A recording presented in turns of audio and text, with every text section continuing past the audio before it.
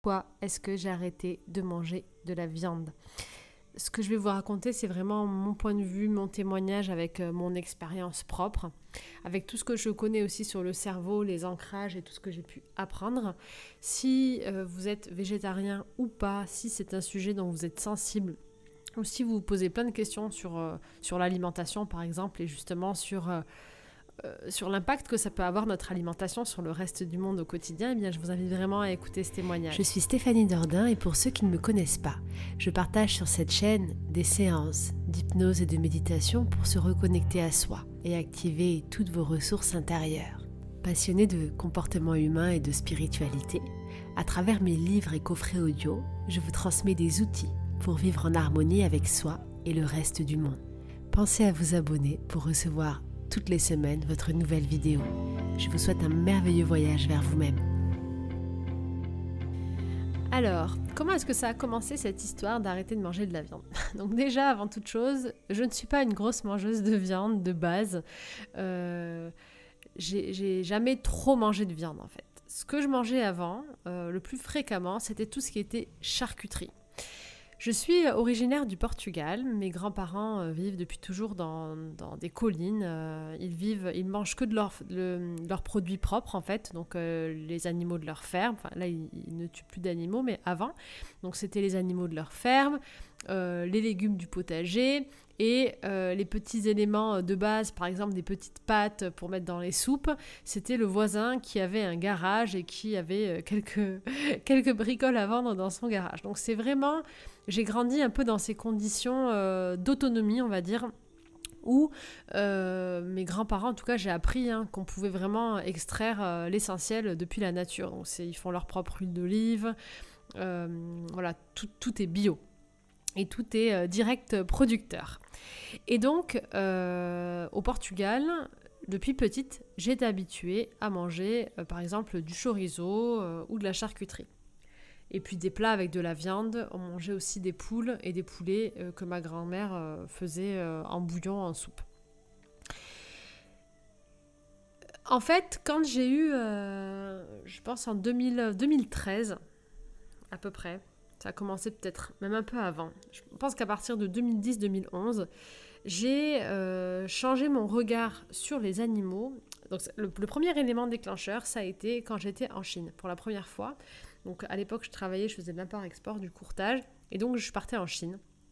Et la première fois où j'étais en Chine, il y a quelque chose qui m'a vraiment réveillée, qui m'a déclenché un état de conscience intérieure. C'est que dans la Chine profonde, là où j'avais été, il y avait des cages devant les petits restaurants avec des poules, les animaux donc, qu'ils tuaient en direct, parce que là-bas, ils prennent l'animal, ils le tuent pour que ça soit frais pour le manger. Et ce jour-là, dans ce petit boui-boui, il y avait des chiens. Ça m'a fait un petit électrochoc. Pourquoi? Parce que j'avais une sensibilité avec les chiens, moi qui adorais les chiens, moi qui vivais avec les chiens au quotidien. Et donc, ça m'a réveillé mon empathie en fait par rapport à l'animal, que j'avais totalement occulté pour les autres animaux. Alors que vous verrez, ce n'était pas le cas quand j'étais enfant. Là, j'ai commencé à me dire, punaise...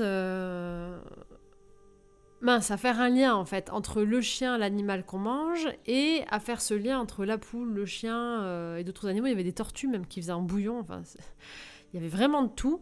Me dire ça va finir dans l'assiette. Donc j'ai eu ce rapprochement visuel en fait qui me rappelait que si je commandais de la viande, c'est l'animal qui était dehors qu'on allait prendre. Donc pendant ce séjour en Chine, déjà je n'ai pas pu manger de la viande. C'était dans mon cerveau, en fait c'était pas possible parce que dès que je voyais sur les cartes les dessins des plats, je voyais l'animal qui était dehors. Donc ça m'a créé une sorte de blocage, d'ancrage négatif. Puis je suis rentrée chez moi, mais j'ai continué à manger de la charcuterie, surtout les plateaux de charcuterie pendant les apéros, etc. Ou des croque-monsieur, des choses où il pouvait y avoir du jambon dedans. Et un jour, ce qui s'est passé, et je pense que ça m'a vraiment révélé en fait, et c'est pour ça que je vais le dire à la fin, mais c'est très important que chacun ait son propre élément déclencheur et que toutes les personnes qui travaillent au quotidien pour défendre les animaux, pour partager leur vision, il n'y a pas de bonne façon. Tout le monde doit Tout le monde doit dire ce qu'il a à dire, parce que peut-être qu'un tel, il va être sensible à une histoire d'amour entre un cochon et une petite fille, peut-être qu'un tel, lui, ce qui va le déclencher, c'est de voir une vidéo d'abattoir. On est tous différents, et on a besoin de différents types de supports et de communication. On a besoin d'entendre ce que chacun a à dire pour se faire notre propre opinion, et peut-être pour avoir un élément déclencheur en soi. Donc, dans cette vidéo, une chose essentielle que je veux dire, c'est qu'il n'y a pas de mauvais moyen de parler des animaux, de défendre la cause animale, de défendre la justice. Il n'y a pas de mauvais moyen parce que moi, ce qui m'a déclenché, en fait, ça a été une vidéo d'abattoir de L214 où je les ai vus sortir donc, les cochons du camion en les tapant. C'était très, très violent. Et de suspendre le cochon qui n'était pas du tout assommé et qu'il tuait comme ça à la chaîne, c'était abominable, c'était horrible. Et pourquoi est-ce que moi, ça m'a réveillée, ça m'a activé j'arrête de manger de la viande, ça m'a créé un ancrage. Parce que ce qu'il faut savoir, c'est que quand j'étais petite, à la ferme de mes grands-parents, je jouais tout le temps avec les animaux. C'est-à-dire que moi, je passais mon temps dans la ferme, mais du côté animaux, quoi. J'étais dans le foin avec les animaux, je jouais avec les animaux, j'étais toujours avec les animaux, et notamment les cochons. Mes meilleurs amis quand j'étais petite, c'était les cochons de ma grand-mère. Je voyais les naissances, enfin c'était mon univers, quoi. C'était mes amis, c'était mon bonheur. Quand j'allais au Portugal les 3 mois dans l'année, je rejoignais ma famille en quelque sorte. Et c'était vraiment mon bonheur. Et en tant que petite fille, donc je jouais à la ferme et un jour il m'est arrivé quelque chose de très très traumatisant et de très violent. Et je pense que nombreux sont ceux qui vivent à la campagne et qui ont déjà vécu ça. Un jour je jouais dans la ferme. On s'amusait à sauter parce qu'il y avait un étage en fait à sauter dans le foin. Et j'entends ma grand-mère qui ouvre la porte et qui arrive et je pars vite me cacher parce qu'on n'avait pas le droit de sauter, c'était hyper dangereux en plus. Et à ce moment-là, il y avait des voix d'hommes avec elle et en fait je vois une scène qui est dramatique. Je la vois attraper la truie avec une corde et attraper tous les bébés en fait et je les vois suspendre l'animal et le tuer et un par un tuer les petits. Ça a été un traumatisme insurmontable. J'ai fondu en larmes, j'ai couru, j'ai insulté. J'étais toute petite, je me souviens que j'ai insulté ma grand-mère. J'ai été d'une violence extrême. Mes grands-parents étaient très croyants. On allait à l'église tous les dimanches. Ils me faisaient chanter des chants en portugais pour moi. Et ce qui m'inculquait, c'était l'amour, le respect de la vie, de toute forme de choses, la bienveillance. Et pour moi, ma grand-mère, c'était une sainte en fait. Et moi, quand je voyais ma grand-mère, c'était... Elle priait tous les soirs, elle pleurait pour la misère du monde, elle priait tous les soirs pour le monde. Et pour moi, c'était la non-violence incarnée. Et le jour où j'ai vu ça, j'étais toute petite et je hurlais qu'elle allait être punie, qu'elle n'avait pas le droit de prendre une vie, qu'elle méritait de mourir. Enfin, j'étais comme une enfant qui laissait vraiment son cœur s'exprimer. Et ça a été d'une violence extrême de voir la maman et ses petits que j'avais vus naître finir en cochon de lait. Ça a été d'une violence extrême. Je l'ai vue avec la bassine, donc elle m'a fait sortir, elle a essayé de m'expliquer de multiples façons que c'était pour manger, etc. Je crois que j'ai eu un rejet depuis ce jour-là. Il récupérait le sang pour faire ensuite le boudin, et après j'ai vu en fait tout le processus. Du coup, étant traumatisée, elle m'a montré tout ce qui se passait après. Donc j'ai vu quand il brûlait la peau du cochon, j'ai vu quand il sortait les tripes, qu'il les lavait, l'odeur, enfin, c'était une horreur, une horreur. Et en fait, cette scène-là, mon cerveau, et ça c'est un mécanisme tout à fait naturel, le cerveau quand il vit un choc émotionnel très très grand, très violent, il peut l'enfouir et l'occulter totalement par, simplement pour se protéger en fait. C'est un état de survie, se protéger d'une trop grande violence ou souffrance, on occulte. Et mon cerveau, je suis rentrée en France, j'ai totalement occulté cette scène. Ce que je vous raconte là, ça a été occulté, mais pendant des années. Et en fait, cette scène-là, elle m'est remontée à la surface lorsque j'ai vu cette vidéo d'abattoir. Et en fait, il y a tous les souvenirs qui sont revenus. Mais tout le reste du temps où je mangeais de la charcuterie, ce qui se passe en fait, c'est que le cerveau, il ne fait pas le lien direct entre l'animal et le morceau de jambon qui est tout rose avec des colorants. D'ailleurs, les colorants, c'est très mauvais pour la santé. Tout ce qu'ils foutent dans le jambon qui n'est pas censé du tout être rose, donc ça paraît tout beau, tout rond, tout mignon. C'est le repas pour les enfants, c'est les coquillettes avec le jambon, c'est la purée avec le jambon, c'est la purée avec les knackis. En fait, tout est fait pour que visuellement et gustativement, et tout est fait pour que nos 5 sens ne reconnaissent pas, ne fassent pas un lien direct en fait avec le champ émotionnel d'un quelconque lien qu'on pourrait avoir d'empathie envers un animal. Parce que si vous prenez n'importe quel humain qui n'a pas occulté des traumatismes ou qui ne s'est pas formaté à la violence, parce que à force de voir de la violence, à force de l'encaisser, on fait baisser notre charge émotionnelle, ça c'est un mécanisme aussi naturel de défense, ce qui fait qu'on est beaucoup moins sensible, on peut même arriver à un stade où on a besoin de cette violence pour s'alimenter. Quand vous faites l'armée, quand vous faites la guerre, et que vous revenez, en fait, vous avez des cellules de désensibilisation pour toutes ces personnes qui ont vécu de la violence. Quelqu'un qui a vécu beaucoup de violence, je peux vous garantir qu'il n'aura pas du tout la même sensibilité parce qu'il n'est plus neutre. Son cerveau, en fait, est venu recomposer une réalité de protection interne et, en fait, sa sensibilité émotionnelle va être beaucoup plus basse. Et donc, pourquoi est-ce que je dis ça ? Parce que tout est fait pour ne pas qu'on ait cette sensibilité activée et pour que quand on mange de la viande, en fait, on ait simplement les ancrages gustatifs, olfactifs, visuels qui soient actifs. Ça veut dire quoi ? Ça veut dire que mon cerveau, quand il va prendre de l'information, et je vous invite vraiment à regarder la playlist Apprendre l'hypnose parce que je vous explique tout dessus, il prend de l'information avec ses sens, du monde extérieur. L'information, il va la filtrer par des paliers intérieurs qui vont venir déformer la réalité en quelque sorte. Et cette réalité va être déformée avec mes croyances, avec comment je me sens, est-ce que je me sens bien, est-ce que je me sens mal, avec mon éducation, avec mon état d'esprit. Donc une même scène qui peut être très violente pour quelqu'un va être tout à fait normale pour quelqu'un d'autre. Parce qu'en fait, la scène est déformée par la façon dont on voit le monde et nos propres croyances et ce qu'on a vécu avant. Vous mettez 2 gamins face à une corrida, vous mettez un gamin lambda qui a jamais vu un taureau se faire massacrer et des gens rigoler pendant qu'on tue un animal qui n'a rien demandé avec de la violence, du sang et une vraie maltraitance. Il y a vraiment du sadisme psychologique dans la notion de regarder et de faire de la corrida. C'est un vrai problème d'ailleurs parce que c'est très inquiétant. C'est très inquiétant de garder des éléments culturels, d'alimenter des événements culturels qui prônent la violence parce qu'on alimente en quelque sorte du sadisme chez l'individu. C'est pareil pour la corrida, c'est pareil pour les égorgements en masse des buffles en Inde de manière très violente pour les rituels, c'est pareil au festival de Yulin en Asie où ils tuent des centaines et des centaines de chiens et où le rituel c'est de les faire souffrir parce que plus la chair, plus l'animal aura été battu et aura souffert, plus elle sera bonne. Donc on les ébouillante vivants, on les ressort, on les tape, c'est une aberration. Et ça devient culturel et les personnes qui ont des ancrages où ça c'est le moment de célébration, c'est le moment culturel qu'on reçoit depuis nos parents, nos ancêtres, pour eux, la scène va être un moment de joie.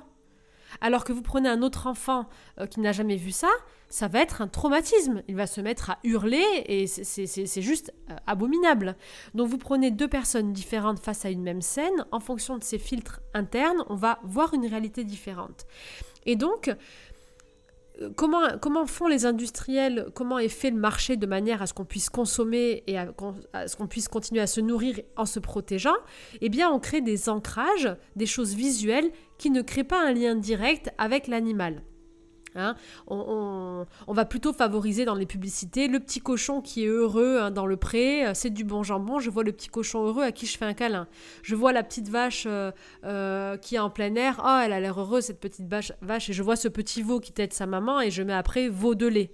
En aucun cas je mets une image d'un veau qu'on arrache à sa mère qui hurle pendant des heures et que je vais tuer pour manger. Non, je vais créer un ancrage visuel à l'individu en lui disant regarde, tu manges ça égale animal heureux, animal en plein air, amour pour l'animal. Donc on vient totalement faire de la manipulation de masse sur le cerveau pour faire en sorte qu'on garde uniquement le plaisir, les bonnes informations et le plaisir gustatif associé à ce morceau de bacon, ce morceau de jambon ou ce steak ou autre. Et en fait, ce qui se passe, c'est que plus en grandissant, on vit ces moments avec nos parents, avec notre famille, on a des repas tous ensemble, on a les repas de Noël où on mange le foie gras, ou le saumon fumé, où on a vécu des moments de joie, on se rappelle des knackis purés de notre enfance, que notre grand-mère nous préparait peut-être, je sais pas, ou des croque-monsieur qu'on faisait le dimanche à la machine. Et donc, moi, en tant qu'adulte, qu'est-ce qui se passe? Mon cerveau, il a enregistré quoi? À aucun moment, il a eu des images de scène, de réalité de ce qui se passe pour l'animal ou de violence.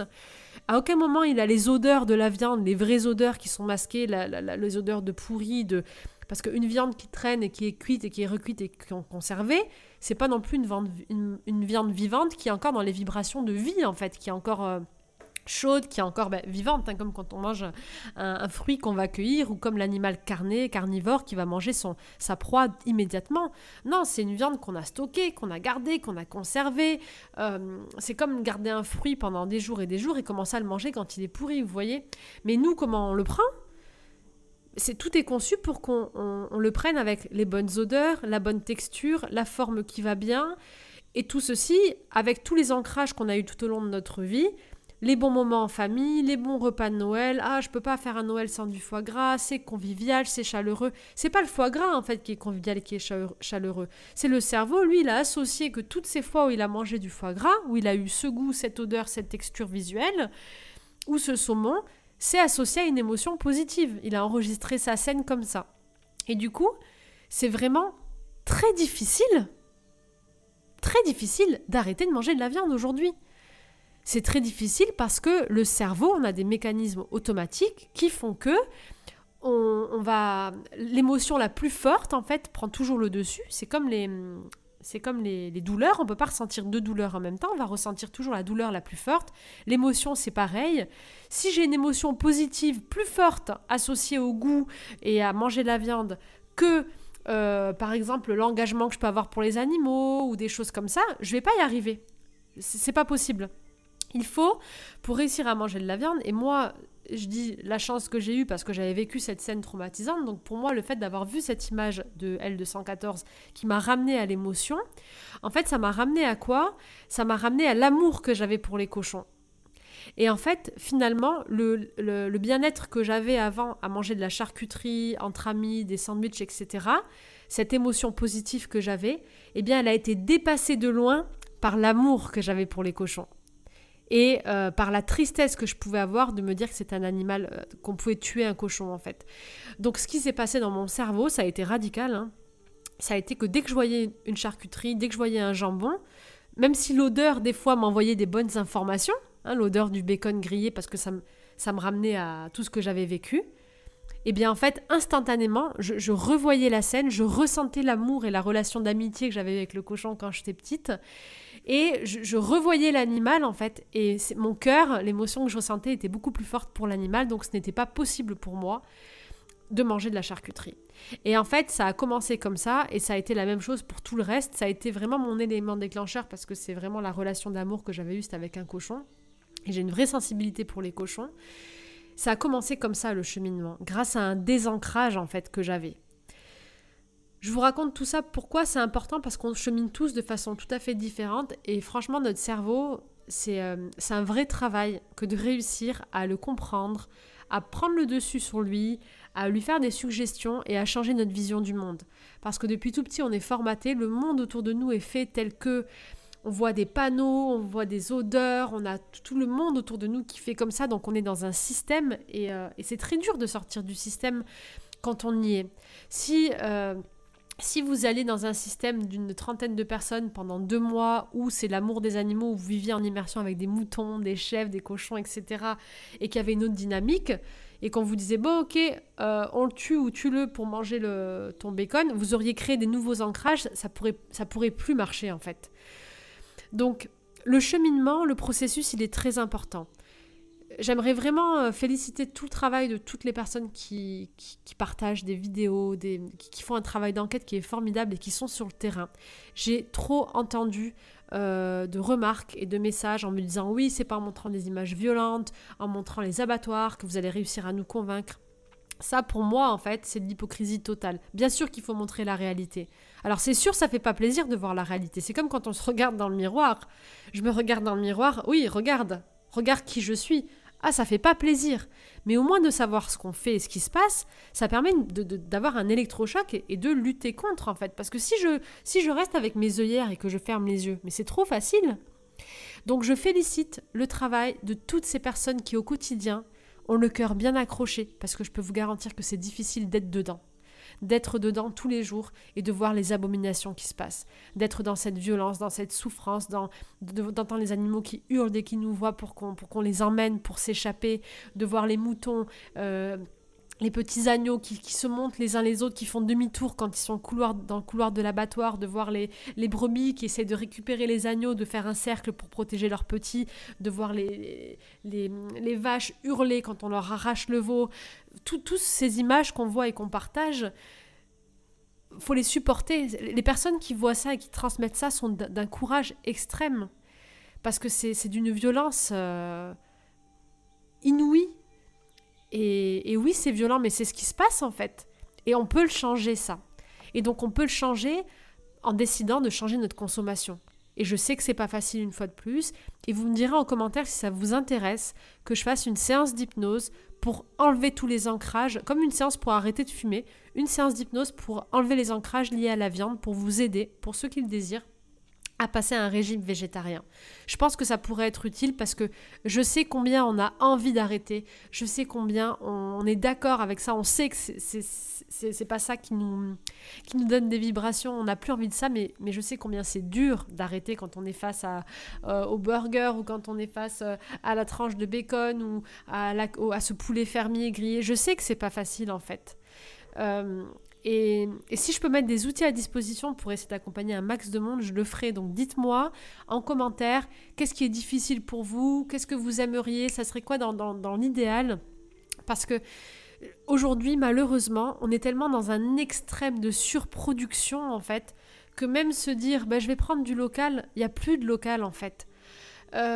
J'en parle dans une autre vidéo, mais c'est 1 700 000 par an de cochons abattus par exemple. 93% ne voient jamais la lumière du jour. Donc c'est de se leurrer que de se dire qu'on pourra tous manger du local en fait. C'est pas possible. Ça veut dire que certains seront plus privilégiés, mais ceux qui sont dans les villes, alors quoi, eux, ils n'ont pas le droit à manger du local. Et puis c'est tout un système aussi écologique derrière. Toute l'eau qu'on utilise pour nourrir tous ces animaux, toutes les exploitations, toutes les forêts qu'on rase, tous les champs qu'on fait de soja, tous ces produits chimiques qu'on met dans le soja pour donner ces farines animales, pour les nourrir. C'est des produits qui sont immondes pour la santé, qui sont atroces pour la Terre et pour la planète, et tous les excréments de tous ces animaux qui créent des gaz à effet de serre et qui sont à un tiers responsables aujourd'hui de notre dérèglement climatique. Et sans parler du fait que aujourd'hui, il y a des milliers de millions de personnes qui vivent la famine, qui n'ont rien à manger, qui ont des terres et des terres qui sont cultivées pour des farines animales dans certains pays défavorisés, dont l'Afrique, donc je ne citerai pas, qui n'ont même pas à manger pour les personnes qui y vivent. Donc vous voyez, manger de la viande, ça crée aussi des inégalités dans le monde. C'est les populations riches mangent de la viande, mais enlèvent de la terre, enlèvent de l'eau, enlève une possibilité d'une autre forme d'agriculture à des pays qui vivent la famine. Donc il y a une sorte d'injustice tout autour de ça, et en fait c'est tellement déséquilibré, si vous voulez, que une balance qui est déséquilibrée, qu'est-ce qu'on fait pour au moins la rééquilibrer? On a besoin de renverser en fait la balance. Donc il faut un mouvement de masse, qu'on s'y mette tous et toutes, et qu'on décide grâce à nos cartes bleues, grâce à notre porte-monnaie, parce que c'est nous qui payons ça, c'est nous qui finançons ça, donc nous sommes les premiers responsables, et c'est pas le pauvre papa de famille qui va travailler dans l'abattoir, qu'on voit dans les vidéos qu'on a envie de tuer, mais lui, il est pour rien, lui. Lui, il fait juste un travail parce qu'il veut nourrir sa famille. Lui, ce travail, c'est qui le paye? C'est l'employeur. C'est le fournisseur. Mais c'est qui achète chez ces fournisseurs? C'est qui achète ces marques? C'est nous. Donc c'est nous les coupables, c'est nous les responsables. Et c'est important que chacun prenne sa responsabilité, parce que c'est trop facile de rejeter la faute sur l'autre. Donc regarder les choses en face et devenir responsable, c'est important. Je le fais moi au quotidien, j'essaie de le faire et je suis responsable comme chacun d'entre nous. Parce que je ne mange pas encore parfaitement, croyez-moi. Et vraiment, je pense que c'est un travail qu'on peut faire tous ensemble. On peut s'unir pour ça, on peut changer les choses. Ça passe par accepter. La phase d'acceptation, ce qu'on fait, ce qu'on est. Accepter et se dire « Ok, je suis humain, tout n'est pas parfait, c'est pas de ma faute parce que le système est fait de telle façon que mes parents m'ont éduqué comme ça. Le monde fait que mon cerveau est manipulé comme ça pour que j'aille consommer ça. Donc ok, je sais que je suis pas coupable, je suis pas responsable. Par contre, maintenant, je sais. Et j'ai la force et je peux décider de changer. Et en m'unissant avec toutes les personnes comme moi, en essayant de trouver des solutions, en se soutenant, en partageant les recettes, en partageant les témoignages, en partageant le comment, en étant unis dans cette même direction, je pense que c'est comme ça qu'on réussira à renverser la balance. Et ensuite, bien sûr, en éduquant nos enfants, en éduquant nos prochaines générations. Et ces enfants-là, moi, je sais que ma fille, je suis beaucoup plus... je suis beaucoup plus carrée avec ce qu'elle mange que moi, parce que j'ai conscience qu'il y a des choses que je mange encore, c'est du poison, c'est des produits chimiques, tous les compléments, enfin c'est une horreur. Et elle, je lui donne pas. Parce que je veux la protéger aussi, je veux qu'elle soit en pleine santé, je veux pas la polluer avec tous ces produits et toutes ces choses en fait.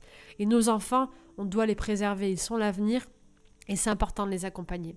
Il y a beaucoup d'alternatives aujourd'hui. Je sais que manger de l'alternative, de manger un faux steak, une fausse saucisse, c'est pas forcément bon parce qu'il y a plein d'additifs, il y a plein de produits chimiques, etc. Et je trouve que c'est sûr que vaut mieux aller vers des produits sains, naturels et simplement changer notre façon de faire. Mais une fois de plus, je connais le cerveau et je sais que c'est très difficile en fait. Et si je veux réussir à passer ce palier de ne plus manger de viande et tout en ne me sentant pas frustrée, tout en ayant des alternatives et tout en me disant à mon cerveau « Ok, tout va bien », eh bien je trouve que toutes ces personnes aussi, il y a des marques locales et beaucoup plus petites qui créent des alternatives mieux que AirTap, qui par exemple est un des premiers producteurs de jambon et qui va nous faire des compléments végétaux. Alors là, c'est de l'hypocrisie totale. Mais il y a plein de producteurs, notamment au Canada, même en France, qui créent des produits comme ça végétaux. Je pense à Tom Pouce qui fait des fromages végétaux qui sont superbes. Il y a vraiment plein d'alternatives que vous pourrez trouver dans des petits magasins bio. Et... qui me permettent moi en tout cas aujourd'hui aussi, quand vraiment j'ai envie de me faire un sandwich par exemple, ou d'avoir un truc pratique du pique-nique, où on a quand même ces habitudes de mettre une tranche, avant on mettait du jambon, mais là mettre une tranche Là ici en Espagne on a des tranches, c'est fait avec de la courge, des courgettes, et en fait ça fait comme des tranches, comme un sandwich, mais c'est avec des légumes. Et donc c'est agréable de pouvoir se dire on se fait un pique-nique sandwich, de mettre des tomates, de mettre plein de choses dedans et d'avoir un complément pour la viande. C'est agréable de se faire des burgers et de se faire un steak végétal. Alors tout le monde n'a pas le temps de se faire un steak avec du riz, des lentilles, de le broyer, de faire la forme. Je connais les plannings de tout le monde, je sais que c'est pas facile quand on a des enfants, donc il y a des alternatives qui permettent de passer le cap, de changer de cap en fait tout simplement et de le faire facilement. Donc toutes ces alternatives existent, il y a maintenant de nombreux aussi des chaînes de burgers végétales et saines qui s'ouvrent à Paris, dans les grandes villes où on peut vraiment expérimenter et les goûts c'est la même chose franchement. Donc pourquoi ne pas choisir ça directement si on sait que c'est la même chose mais qu'il n'y a pas eu de souffrance en fait, et qu'en plus dedans c'est des lentilles, c'est du fer et c'est aussi des bons produits. Donc il y a plein d'alternatives, moi je le recommande. Je recommande pas de faire que ça parce que c'est pas sain, je recommande vraiment de faire des assiettes combinées et de changer l'alimentation. Je recommande aussi la chaîne de la petite Okara sur YouTube, c'est Okara oui je crois, qui fait plein de recettes végétales, qui teste aussi les produits qu'on peut retrouver maintenant dans les centres commerciaux qui proposent maintenant aussi des produits végétaux. Je vous recommande vraiment tous ces supports qu'on peut trouver, toutes ces chaînes YouTube avec des recettes, toutes ces pages Insta où on a des choses faciles. Et vraiment, il suffit juste de préparer le cerveau, comme le vélo, en fait, de le faire pratiquer, comme l'intuition, la vidéo de la semaine dernière, de faire pratiquer pour que ça devienne un automatisme, en fait, tout simplement. Et petit à petit, on va renverser la balance et je ne sais pas combien de milliards par an dans le monde d'animaux qui sont massacrés, et ces vibrations qui sont très basses pour nous tous, vont se renverser et s'annuler, et ça peut aller très très vite, j'en suis convaincue, parce qu'il suffit d'un claquement de doigts, d'une décision pour que tous ensemble on décide d'arrêter d'acheter en fait. Et qu'est-ce qui se passe ? S'il n'y a plus d'acheteurs, on est obligé de changer notre façon de vendre, notre façon de créer, et c'est tout l'élevage, c'est tout le monde industriel aujourd'hui qui va changer et qui va changer son fusil d'épaule. Donc le pouvoir, c'est nous qui l'avons. Le pouvoir, il vient pas d'en haut. Le pouvoir, il vient de nous tous. Il vient de la masse, du nombre, d'être ensemble. Et j'en suis certaine. Parce que quand je vois comment ça évolue aujourd'hui, quand je vois comment ça avance, comment ça grandit, je sais que tous ensemble, on fera changer les choses. Bien sûr, il y a aussi toute une notion de santé derrière tout ça, parce qu'on est ce qu'on mange. Et si ça vous intéresse, j'ai la nutritionniste dont je vous ai parlé la dernière fois que j'ai mis sous la vidéo à propos de mon corps, comment je fais pour me sentir bien dans mon corps, qui était hyper intéressée pour faire une interview, pour expliquer en fait les bases, l'alimentation végétale, pour tout vous dire en fait, tout simplement sur l'importance pour le corps. Si ça vous intéresse d'avoir une vidéo comme ça où on répond à toutes nos questions ou de faire un live, vous me dites et je le ferai sur YouTube. Parce que niveau santé, ça peut être aussi que bénéfique pour nous tous. Donc, bien sûr, aujourd'hui, si vous consommez, prenez du local, allez à côté de chez vous. Mais croyez-moi que même les éleveurs, pour en connaître beaucoup, qui adorent leurs animaux, les animaux ils vivent longtemps, il n'y a pas de souci, elles vivent dans les prés, il y a des vaches qui sont heureuses, mais quand on les met dans le camion, c'est plus l'éleveur qui est en charge. Malheureusement, aujourd'hui en France, on n'a plus le droit de tuer les animaux chez soi. Donc c'est pas cuit les petits oiseaux, quoi. Si on les rentre dans la bétaillère, on les tape pour les faire rentrer, et l'animal qui a vécu en liberté, qui comprend rien à ce qui lui arrive, d'un coup il est entassé dans un camion. Certains font des traversées de toute l'Europe, des heures et des heures pour partir dans des pays plus pauvres, parce que c'est des vaches réformées. Et ils sont en panique, ils sont transportés, et ensuite ils arrivent à l'abattoir, à la chaîne. Une fois sur trois, 2 fois sur 3, l'étourdissement s'est mal passé parce qu'en fait les gens qui font l'abattoir ne sont pas formés. Il y a un chef d'équipe qui est formé, et la formation, vous savez ce que c'est ? C'est 3 jours de QCM. Avec ça, c'est sûr qu'on va faire du bon travail envers les animaux. Je vous recommande aussi de suivre la fondation OABA qui œuvre pour les bêtes d'abattoir et qui justement font de la formation pour renforcer les transports, pour renforcer le processus dans les abattoirs. Ils font un travail extraordinaire, suivez-les aussi. Ils sont vraiment sur le terrain. Et donc, les gens ne sont pas formés. Les gens qui acceptent ces métiers-là sont souvent des personnes étrangères qui ne parlent même pas français. Donc, on leur montre vite fait comment il faut faire, mais c'est un carnage. Je le dis sincèrement, les abattoirs, c'est un carnage. Les contrôles se font pendant les horaires de la journée, les horaires du service public. Par contre, quand l'OABA fait des contrôles nocturnes ou des contrôles à l'improviste, je peux vous garantir que ça ne se fait pas du tout dans les règles de l'art. Donc même les animaux qui ont vécu dans un pré, mais je crois que eux, c'est encore plus traumatisant pour eux parce qu'ils passent d'une vie où tout va bien à un massacre en fait. Ils sont terrorisés, tétanisés. C'est une fin de vie qui est ignoble. Je pense que c'est même pire pour eux que pour les cochons qui sont dans la violence toute leur vie et qui en fait à la fin c'est juste la suite logique pour eux, quoi. Donc le problème c'est pas l'éleveur en fait qui va bien s'occuper de son animal combien d'éleveurs ont arrêté les élevages ? Combien il y en a qui ont décidé d'arrêter tellement ils ont été traumatisés de voir comment ça se passait pour leurs bêtes ? Il y en a qui ont arrêté, qui ont monté des refuges pour sauver du coup les animaux.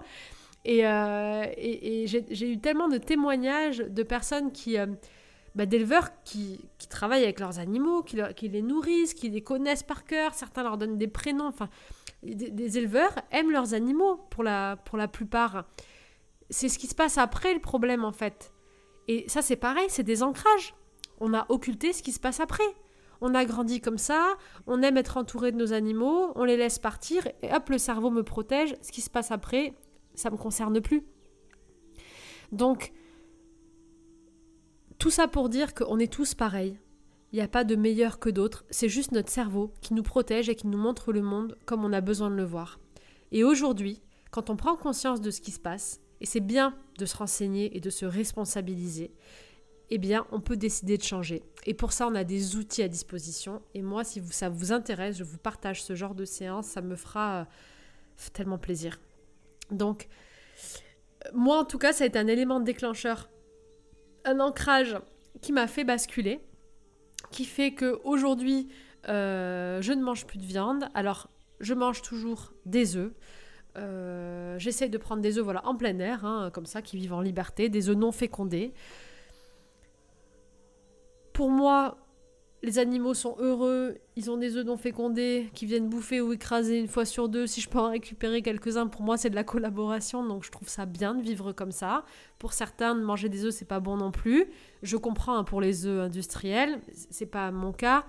Mais par exemple, je sais que le lait de vache, c'est quelque chose que j'essaie de ne plus manger du tout. Ça m'arrive de temps en temps de manger des pâtes. Si je vais dans un italien et qu'il y a une mozzarella ou une sauce fromagère, en fait, c'est un ancrage que je n'ai pas encore réussi à enlever et je fais tout pour essayer d'éviter ça. Et c'est ce que j'essaie de vraiment transformer radicalement, c'est d'arrêter tous les produits laitiers, parce que les produits laitiers, je le sais, donc vous voyez, c'est ce que je vous disais, hein, c'est qu'on le sait dans notre tête, et quand on est devant le plaisir, devant l'assiette, devant tout ça, c'est hyper dur, en fait. Donc c'est un vrai travail permanent. Il y a Georges qui m'engueule, vous voyez. C'est un vrai travail permanent, et c'est tous ensemble, c'est en se donnant de la force, en se motivant, qu'on va y arriver. Donc, vraiment, si vous avez des idées de séances qui vous intéressent, ou de thèmes, ou des contacts, ou quoi que ce soit, mettez-le moi en commentaire, partagez vos témoignages. Le monde a vraiment besoin de changer aujourd'hui, et c'est tous unis qu'on réussira à le faire. Ça peut aller très très vite, parce qu'ensemble, on est plus fort que tout, j'en suis convaincue. J'espère que ce témoignage vous aura parlé, ça vous aura inspiré. Peut-être que vous avez vécu aussi des choses similaires. N'hésitez pas à partager en commentaire, vraiment. À liker, à partager la vidéo si elle vous a plu. Ça peut permettre peut-être d'éclaircir ou de partager, hein, tout simplement, toutes ces informations-là aussi sur le cerveau, sur les ancrages. Mais sachez que tout ça, c'est un jeu cérébral assez complexe, et c'est pour ça qu'il n'y a pas vraiment de bon, de mauvais. Il y a juste une vision du monde, mais on peut travailler dessus. Ce qui compte, c'est de réussir à prendre du recul, de se regarder. Oui, je sais que ça, c'est bien. Oui, je sais que ça, c'est pas bien. Et quand je dis c'est pas bien, c'est pas par rapport aux règles du monde, en fait. C'est par rapport à ma propre conscience. Moi, quand je dis c'est pas bien, par exemple, pour la mozzarella de temps en temps, en fait, je m'en fous de ce que pensent les autres. C'est que j'aime tellement les animaux. Je suis la première à aller voir les vaches, à avoir été dans des élevages. Je les aime tellement, en fait, que c'est une partie de moi, c'est ma conscience, en fait, qui me dit « Steph, ce que tu fais là, juste pour le goût, pour l'odeur, c'est pas bon, en fait. » Et je me culpabilise, et je me fais du mal à moi-même. C'est ma propre conscience, c'est mon cœur, c'est ma voix intérieure qui me parle. Donc il n'y a pas besoin d'attendre l'avis des autres, en fait. Ce qu'il faut, c'est écouter notre propre conscience et être en accord avec nous-mêmes. Et ça, je pense que c'est l'essentiel. En tout cas, moi, cette histoire d'amour avec ces cochons, même si ça a été très violent, ça m'aura permis quelque chose, ça m'aura permis de grandir, de faire que aujourd'hui, je voue ma vie pour les animaux, et de retrouver une partie de moi qui était très importante. Cette partie, c'est cet enfant intérieur qui aimait plus que tout la vie, et de continuer à cultiver ce rêve qui n'est pas utopique du tout, ce rêve qui est possible, réalisable et qui ne saurait tarder, d'un monde de paix, d'un monde d'amour, tous ensemble, réunis avec les humains, les animaux, les végétaux, dans un univers où on pourrait tous se respecter nos limites, nos besoins, vivre en harmonie, partager, évoluer bien sûr, mais dans le respect des choses, dans le respect de la liberté de chacun, sans enfermement, sans élevage, dans une nature beaucoup plus sauvage peut-être, mais qui pour moi nous correspondrait beaucoup plus. Car nous les humains, nous sommes des animaux, nous faisons partie de ce grand tout qui est la planète. Et je pense qu'il est vraiment temps de retrouver l'harmonie en nous et autour de nous. Petite parenthèse avant de terminer, pour retrouver des conseils de cuisine, les actions du quotidien pour être un bon gardien de la terre et pour vous aider, pour vous, pour les enfants, je vous recommande d'aller sur notre site de l'association qui s'appelle gardiendelaterre.com, gardien au singulier, et de vous abonner à la Gazette, de suivre les vidéos, le programme éducatif pour les enfants Gardien de la Terre qui est disponible en ligne, et je suis en train de faire un livre de ce programme qui s'appellera Le Guide du Gardien de la Terre. C'est un livre pour les enfants à partir de 7 ans qu'on distribuera un maximum, et vraiment allez sur le site, partagez-le si ça vous intéresse et soutenez-nous, parce que les enfants du monde et l'avenir et la planète et les animaux ont besoin de nous. Je vous souhaite une merveilleuse soirée, une douce journée et tout le bonheur du monde, et je vous dis à très bientôt.